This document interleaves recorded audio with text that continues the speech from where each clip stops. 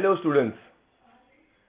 Students, today we are talking about asexual reproduction in fungi, which belongs to the lesson biological classification, right? इससे पहले हम लोगों ने vegetative reproduction in fungi के बारे में डिस्कशन किया था, तो आज हम लोग एसेक्सुअल रिप्रोडक्शन के बारे में डिस्कशन कर रहे हैं। एसेक्सुअल रिप्रोडक्शन इन फंगी कैसे होता है? तो ये स्पोर प्रोडक्शन के फॉर्म में होता है। इट मींस इसमें स्पोर्स फॉर्मेशन होगी। स्पोर्स वो छोटे छोटे दाने जो आगे चल करके नई जनरेशन को जन्म देने वाले हैं, तो स्पोर फॉर्मेशन होती है। अब spore formation further two types की होती है। First is conidia, second is sporangiospore. Conidia तो फर्दर डिवाइड नहीं है, but sporangiospore further two types का होता है, जूस्पोर्स, ए प्लानोस्पोर्स। ठीक है, तो ये है एसेक्सुअल रिप्रोडक्शन इन फंगी के मैंने आपको क्लासिफाई कर दिया कि कैसे होता है। But asexual reproduction in fungi actually में डिफाइन कैसे किया जाएगा, तो उसके बारे में बात करते हैं। देखिए उसकी डेफिनेशन यहां पर मेंशन है। Asexual reproduction in fungi, in asexual reproduction a new individual is formed from a specialized part of the parent। यानी कि asexual reproduction में क्या होने वाला है कि एक नया इंडिविजुअल बनेगा, यानी कि नया बच्चा बन जाएगा। कैसे? From a specialised part of the parent, parent body के किसी स्पेशलाइज्ड पार्ट से बनेगा। गैमेट फॉर्मेशन, गैमेट देखिए यहां पे टर्म आ रही है गैमेट। अब इसके बारे में बताता हूं क्या होता है। Formation does not occur, gamete formation नहीं होती। गैमेट, गैमेट क्या है? गैमेट रिप्रोडक्टिव सेल्स को बोलते हैं। जो पूरी बॉडी होती है, पूरी बॉडी सोमैटिक सेल से बनी होती है। इनके अंदर जो क्रोमोसोम्स की संख्या होती है वो डिप्लॉइड्स होती है, 2n, यानी कि सेट ऑफ क्रोमोसोम होता है। ठीक है, अच्छा, 2 सेट ऑफ क्रोमोसोम। और गैमेट्स, गैमेट जो होते हैं उनको रिप्रोडक्टिव सेल्स कहते हैं। ये हेप्लॉइड्स होते हैं, यानी कि 2n की जगह हाफ, तो इनमें हो जाएगा n। ठीक है, तो गैमेट सेल्स यानी कि रिप्रोडक्टिव सेल्स, और जो क्या बोलते हैं आपका जो सेट ऑफ क्रोमोसोम है वो कितना हो जाएगा? सिंगल। तो देखिए क्या है, जैसे मैं आपको एग्जांपल भी दे दूं कि ह्यूमन बीइंग्स में टोटल नंबर ऑफ क्रोमोसोम्स 46 होते हैं। ठीक है, तो एक सेट 23 का हो गया, तो 23 बराबर n, और 2n बराबर कितना हो गया? बराबर 46, यानी कि 23 इंटू 2 46। तो gamete formation does not occur, gamete formation नहीं होती। This commonly occur through spores और स्मॉल सिंगल सेल। ये स्पोर्स के थ्रू होता है या छोटे सिंगल सेल्स के थ्रू होता है। तो ये था एसेक्सुअल रिप्रोडक्शन इन फंगी का बारे में फ्लो चार्ट और उसकी डेफिनेशन। ठीक है, अब हम लोग इसके बारे में आगे कोनिडिया को डिटेल में पढ़ते हैं। अब एसेक्सुअल रिप्रोडक्शन का जो फर्स्ट टाइप होता है, एसेक्सुअल रिप्रोडक्शन इन फंगी का जो फर्स्ट टाइप है उसके बारे में डिस्कशन करते हैं, वो है conidia. These are non motile exogenously produced spores which abstract out at the tips of special hyphae called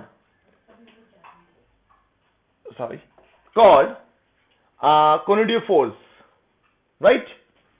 देखिए क्या बोल रहा है कि ये जो होते हैं नॉन मोटाइल होते हैं। एक बार तो पहले ये टर्म को देखिए, पहले समझ लेते हैं। यानी कि नॉन मोटाइल वर्ड का मीनिंग हो गया कि जो अपनी जगह से दूसरी जगह नहीं जा सकता, उसको नॉन मोटाइल कहते हैं। ठीक है, अच्छा, तो नॉन मोटाइल है, एक जगह पे पड़े रहेंगे या फिर बहुत किसी की हेल्प की वजह से ही जा सकते हैं, मूव कर सकते हैं, अपने आप मूव नहीं कर सकते। एक्सोजीनियसली प्रोड्यूस्ड, एक्सोजीनियसली का मतलब होता है out of the body, body के बाहर। ठीक है, दो वर्ड होते हैं, एक होता है एक्सोजीनियस, एक होता है एंडोजीनियस। एक्सोजीनियस बाहर, बॉडी के बाहर, और एंडोजीनियस इनसाइड द बॉडी। तो एक्सोजीनियसली प्रोड्यूस स्पोर्स, स्पोर्स में आपको टर्म बता चुका हूं, छोटे छोटे दाने हैं, which abstrict out at the tips of special hyphae called conidiophore. यानी कि फंगी की जो बॉडी है हाइफे, उसमें एक पार्ट जहां से ओरिजिन होने वाला है इन स्पोर्स का, उस पर्टिकुलर पार्ट को क्या कहेंगे? कोनिडियोफोर्स कहेंगे। एग्जाम्पल क्या रहेगा? किन आपका फंगी में देखने को मिलता है? एग्जाम्पल है पेनिसिलियम एस्पेरिगिलस, राइट। देखिए अब यहां पे डायग्राम को देखिए, डायग्राम क्या कहता है कि ये एक फंगल बॉडी का डायग्राम है। तो ये आप फंगल बॉडी, ये हाइफे दिखाया हुआ है। हाइफे जो है, हाइफे की एक ब्रांच है, उस ब्रांच में से राउंड शेप बनने शुरू हो जाते हैं उसके टिप पर। ये आप बॉडी का टिप हो गया, यहां पर ये टिप पॉइंट हो गया उसका, ठीक है। और वहां से एक राउंड शेप बनने शुरू हो जाते हैं, और बनते बनते बनते फिर वो आगे तक बढ़ जाते हैं। हाँ, मगर ये बात इंटरेस्टिंग है, जानना जरूरी है कि जो ओल्ड है वो अपसाइड है, और जो न्यू है वो डाउन साइड है, ठीक है। अच्छा देखिए, इस चीज को हम एक बार समझते हैं कैसे। जैसे एग्जांपल के तौर पर, जब आप एक सिलाई मशीन में कपड़े को सिल रहे होते हैं, देखिए जैसे सिलाई मशीन है और आप कपड़ा सिल रहे हैं, तो आप क्या देखते हैं कि जिन पोर्शन पे ये उसकी निप है जो सिल रही है मशीन, ठीक है, ऐसे ऐसे करके उसकी जो सिलती रहती है, तो आप कपड़ा सिलते रहते हैं, तो कपड़ा आगे निकलता जाता है, आगे निकलता जाता है ऐसे, ठीक है। तो जो पोर्शन 2 मिनट पहले सिला था वो आगे जा चुका है, और जो नया पोर्शन अब आप सिलने वाले हो वो पोर्शन स्टार्टिंग पॉइंट पर है, ठीक है। फिर थोड़ी देर बाद जो आपने अभी सिला है वो पोर्शन आगे चला जाएगा, और ये वाला जो पोर्शन है, यानी कि जो काफी देर पहले सिला था, वो आगे जा चुका है। बिल्कुल इसी तरीके से यहां पर भी होता है कि जो स्पोर्स पहले बने थे वो अपसाइड चले जाते हैं, और जो न्यू स्पोर्स हैं जो अभी भी बने हैं वो डाउन साइड रहते हैं।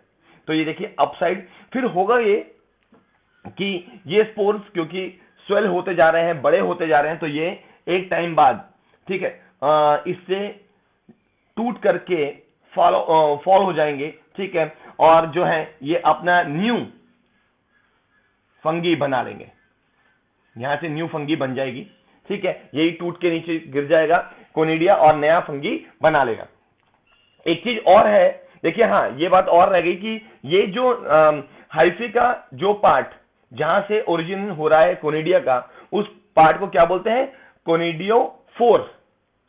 यहां पे स्पेलिंग पर ध्यान दीजिएगा, यहां पे PHORE 4 है, कई बार आएगा आपके सामने, उनको स्पोर कहते हैं, ये 4 है, यानी कि जहां से जनरेशन होने वाली है वो 4 है, PHORE, ठीक है। अच्छा एक चीज और देखिए, ओरिजिनियस एक्सोजीनियस ओरिजिन ऑफ स्पोर्स, तो वो मैं आपको टर्म बता चुका हूं, या डेफिनेशन में भी आ चुकी है कि ये जो कोनिडिया बन रहे हैं या फिर जो स्पोर बन रहे हैं वो एक्सोजीनियस ओरिजिन है, यानी कि आउट ऑफ द बॉडी है। तो ये है कोनिडिया के बारे में। अब आगे फर्दर देखते हैं। चलिए देखिए, आगे चलते हैं अब स्पोरेंजियोस्पोर्स की तरफ। क्या है sporangiospores? In this type of asexual reproduction, a sac like, sac means एक थैला, यानी कि थैला, ठीक है ना। अच्छा, एक पोटली। तो in this type of asexual reproduction, a sac like structure called sporangium, उस थैलेनुमा स्ट्रक्चर को क्या कहते हैं? स्पोरेंजियम कहते हैं। इज फॉर्म्ड, बनता है, which is the part of hyphae, जो कि पार्ट होता है फंगल बॉडी का, यानी हाइफे का, नोन एज स्पोरेंजियोफोर। उस पार्ट को क्या कहेंगे? स्पोरेंजियोस्पोर कहेंगे, स्पोरेंजियोफोर कहेंगे, ठीक। इनसाइड द स्पोरेंजियम, उस सेक लाइक स्ट्रक्चर में यानी थैले में क्या बनेगा? इनसाइड द स्पोरेंजियम स्पोर्स, दाने बनेंगे, are form which are known as sporangiospore, ठीक है। उन छोटे छोटे दानों को क्या कहेंगे? स्पोरेंजियोस्पोर्स कहेंगे। इसका एग्जांपल ये किस टाइप की फंगी में देखने को मिलेगा? म्यूकर इसका एग्जांपल है। देखिए डायग्राम से समझते हैं बात को, डायग्राम से थोड़ा इजी हो जाएगा समझना। ये एक हाइफे है, ठीक, फंगल बॉडी है सपोज कर लीजिए। तो हाइफे की जो ब्रांच है जहां से नया एक जो सैक बन रहा है जिसको कि स्पोरेंजियम कहते हैं, वो पार्ट फंगे का कहलाएगा स्पोरेंजियोफोर। ये कंफ्यूजन करेगा, फोर और जो अंदर के सेल बनेंगे जो एक्चुअल सेल्स हैं उनका नाम है स्पोर्स। वो पोर है, ये फोर है। जैसे वहां पे कोनिडियोफोर था, ठीक है, वो पार्ट हाइफे का जहां से नए स्पोर्स बनने थे उस पार्ट को कोनिडियोफोर कह रहे थे, वैसे यहां पर स्पोरेंजियोफोर कहेंगे उस पार्ट को।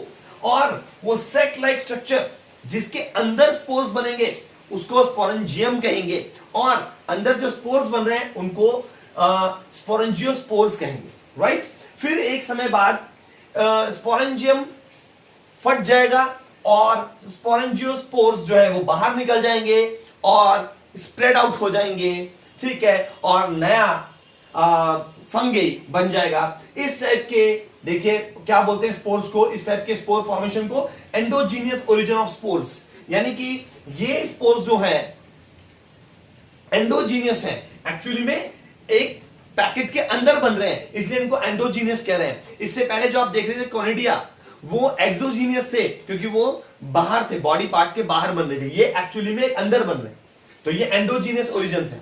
अब ये तो आप डायग्राम आपने देख लिया, अब आपको पता है कि ये भी दो टाइप के होते हैं, उनके बारे में बात करते हैं, दो टाइप के। आइए अब हम लोग जो स्पोरेंजियोस्पोर्स के फर्दर टाइप्स हैं उनके बारे में बात कर लेते हैं। तो उसमें ए टाइप जूस्पोर्स, ये वो स्पोर्स होते हैं जो बनते तो सैक के अंदर ही हैं, ठीक है ना, बट एक तो नेट होते हैं और मोटाइल होते हैं, ठीक है। मोटाइल शब्द का मतलब है एक जगह से दूसरी जगह जा सकते हैं। कैसे जा सकते हैं? क्योंकि बेयर करते हैं 1 और 2 फ्लैजिला। फ्लैजिला आपको पता ही है कि एक सपोज करो सेल है, तो उस पर कुछ ऐसा एक स्ट्रक्चर जिसकी वजह से वो स्विम कर सके या मूव कर सके, ठीक है। तो 1 या 2 फ्लैजिला हो सकते हैं इसके पास, ठीक है, जिसकी वजह से स्विम कर पाएंगे on the dump surfaces and aquatic habitats, ठीक है। पानी वाली जगह पर और डंप सरफेसेस पर ये मूव कर पाएंगे, स्विम कर पाएंगे with the help of flagella. इसके एग्जांपल क्या है? जूस्पोर्स के एग्जांपल्स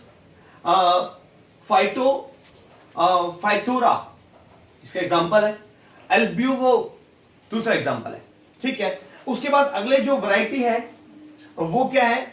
एल्पेनोस्पोर्स। ए प्लेनोस्पोर ज्यादा सही रहेगा बोलना, ए प्लेनोस्पोर। तो ए प्लेनोस्पोर आप सिंपल लैंग्वेज में समझ सकते हैं इसको, वैसे तो इसका अपोजिट है, ये नॉन मोटाइल है, वो मोटाइल है तो ये नॉन मोटाइल है, वो फ्लैजिलेटेड है तो ये नॉन फ्लैजिलेटेड है, अपोजिट हो गए उसके, ठीक है। बट इसको आप सिंपल लैंग्वेज में और समझ सकते हैं, प्लेन यानी कि एरोप्लेन, ठीक है, उड़ने वाला। ए प्लेनो ना उड़ने वाला, तो ए प्लेनोस्पोर नॉन मोटाइल्स, ऐसे इजी रहेगा समझना, ठीक है ना। यानी कि ए प्लेनोस्पोर यानी कि जो प्लेन ना उड़ सके, तो ये मैंने थोड़ा सा अपने लैंग्वेज में अपने आप समझाने के लिए बता दिया, ठीक है। बाकी आपकी मर्जी, आप किसी तरीके से भी टर्म को लर्न कर सकते हैं। अच्छा, एग्जाम्पल क्या रहेंगे? स्मॉलर फंगी इसके एग्जाम्पल रहेंगे, ठीक है। तो ये था आज का जो हमारा topic, asexual reproduction in fungi. तो अब जल्दी ही नेक्स्ट वीडियो में मुलाकात होगी। Keep watching and keep learning. Thank you very much.